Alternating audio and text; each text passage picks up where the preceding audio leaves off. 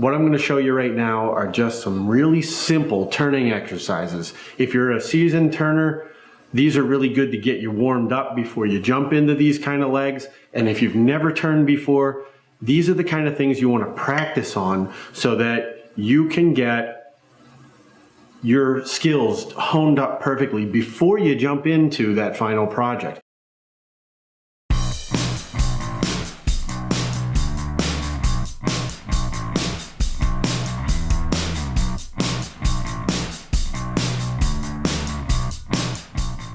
So the first thing I did was I cut my block, and you can see I've just got a rough surface here. I just took it off the bandsaw. It doesn't matter, we're going to turn it around.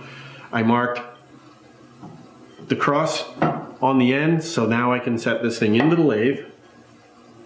Set it right up on the center there, and on the center down here.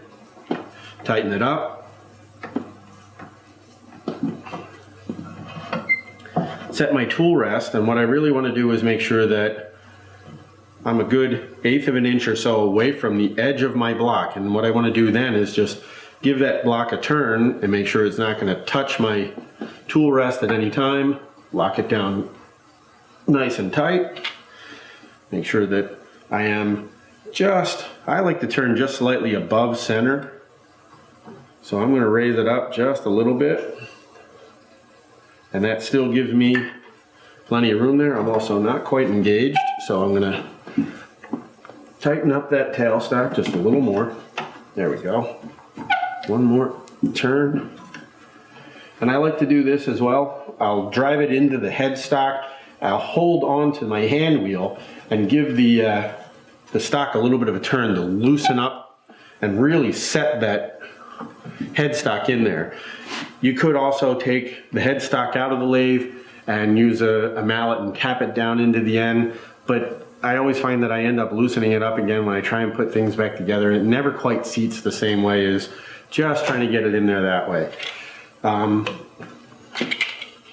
Next step, some safety glasses. And most people at this point, because they're going from square stock down to round, they're going to try and use a roughing gouge or something like that. If that's what you're comfortable with, go that way. One of the things that I learned when I first started was the Skew leaves the best, cleanest, smoothest surface you can possibly get with any tool on the lathe. And I always had a really hard time getting a Skew to cut properly. So to me, it was, I guess I decided that I was going to use nothing but a Skew until I had to use a gouge. So I've gotten used to the point where I can actually take my Skew and I rough in with that and I make the cylinder smooth, and then we're going to go back and do some exercises to get you going here. So I'm going to use my Skew. If you'd rather use a roughing gouge to get it down, that's fine. So the way that a Skew functions, and maybe the best thing to do here is just turn a little section, show you how it works, and then we're going to show you on the rest of this piece how to cut in pummels, which are the tops of those square blocks like we have on the leg. So I'm going to turn the lathe on.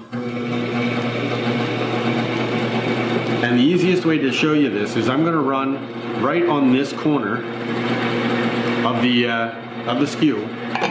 Put that right on my tool rest and come straight across.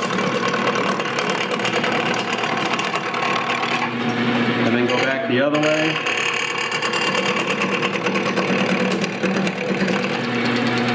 To cut in a pummel, I use the toe of my Skew. And if you can see on the camera there, you'll watch the handle of my tool, and it will rotate and rise as I cut. See, I started down very low, and as I rotate in and come up, where I end is I'm getting close to hitting the round section here. You can see I'm just not quite touching on those two cuts yet, but it's getting a lot closer. There, I'm in. So that means my stock is wider here than it is at both ends. And what you're seeing is as I raise up and cut in there, I'm actually coming around that corner on the pommel, and I come up and I slice right in. So let me finish up getting this section round. I'm going to go back and finish up that pommel. Good place to practice these at the beginning of a turning session.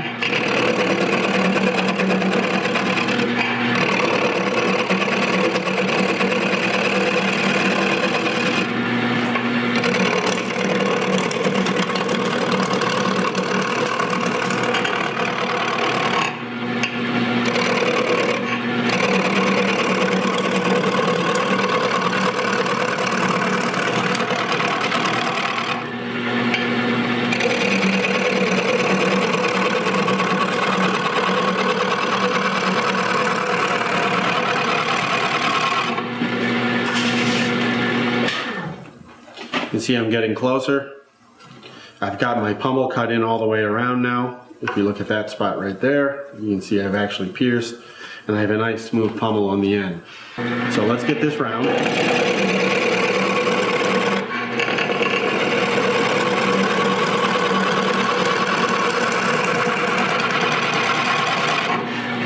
now that I'm close, what I'm going to do is really slow the lathe down so you can see exactly what's going on. And if I switch it off real quick, you'll see I still have just a little bit of a flat left on each face. The way that a skew functions the best is when it's up on that corner, like I showed you at the beginning, and it's actually cutting. So if you look, as I move along here,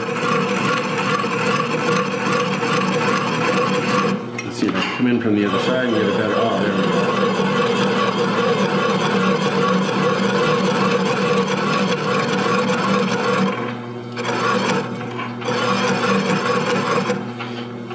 And if I take a look at that, you can see those nice little curls coming off of there. And that's exactly what we're looking for, is we really want this thing to function like a hand plane does. As we slice around there, and this is probably the best way to see it, you can see how the curls are just rolling right off of that cut. If I lay the skew down flat, what I'm doing is scraping, and I'll take it in here a little bit and show you what happens. You're getting all those lots of straight fibers, but if you look at the surface that it leaves behind, it's all torn up. So if I speed this back, oops, let's put it on forward. There we go. Speed it up just a little bit. I can go back over that section that I just scraped with the skew up on the proper angle.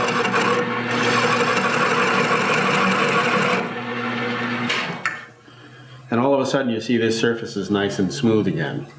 So what I'm going to do is finish getting this round all the way along there.